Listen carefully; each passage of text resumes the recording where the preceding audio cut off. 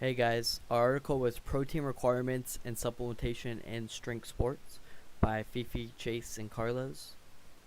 Um, so this article will talk about the protein requirements and supplementation in strength sports. It will also talk about protein synthesis, protein balance, protein breakdown, what they think the requirements should be, and if there should be supplementation in strength sports, how protein synthesis works with resistance training, um, and all that.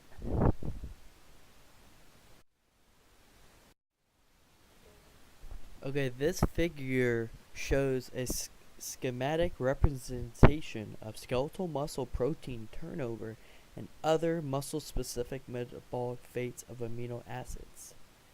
I'll explain this figure after I give a brief introduction about muscle proteins and body proteins. So body proteins constantly are being made from protein synthesis, and these proteins are also can't get degraded.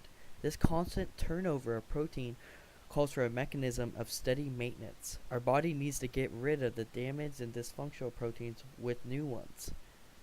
In our skeletal muscle, our protein turnover, which is the process of getting rid of the damaged and dysfunctional proteins with new proteins, is ongoing and provides the basis for our skeletal muscles' plasticity in response to resistance exercise. Amino acids come in to help assist with this process of protein synthesis and protein breakdown.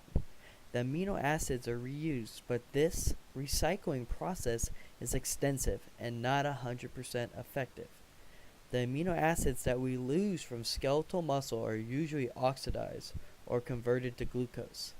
The reason we need a daily requirement of protein intake is because of the lack of efficiency in reusing amino acids.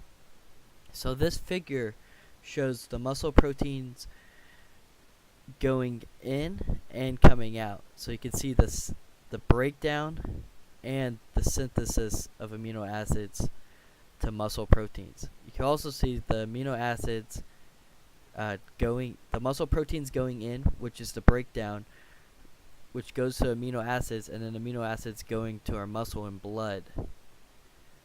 Also, the amino acids go to transamination and then convert into alanine, glutamine, and glutamate, which are amino acids. And then these are broken down by the de novo synthesis.